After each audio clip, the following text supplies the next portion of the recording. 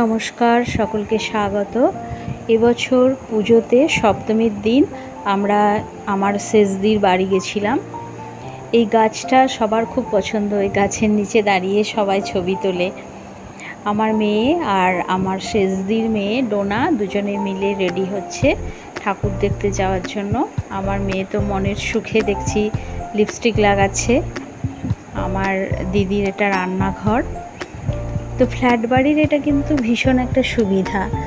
সবার সাথেই এই ঘর ওই ঘর দেখা যায়, সবার সাথে গল্প করা যায়, রান্না করতে করতেও গল্প করা যায়। এটা একটা কিন্তু খুব সুবিধা বলে আমার মনে হয়। আমার সেজদি রেডি হচ্ছে ঠাকুর দেখতে যাওয়ার জন্য। আমার সেজদিকে ছোটোবেলা থেকে ডলিদি বলে ডেকে এসেছি, এখনও সেটা ছাড়তে পারিনি। আমার দিদির মেয়ে ডোনা এবছর বিডিএস পাস করেছে।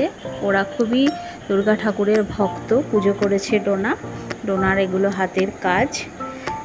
এই তাকটা খুব সুন্দর ওরা বানিয়েছে, আমার খুব পছন্দ হয়েছে। এখানে বেশ বই বা কোনো কিছু সাজিয়ে রাখতে পারবে।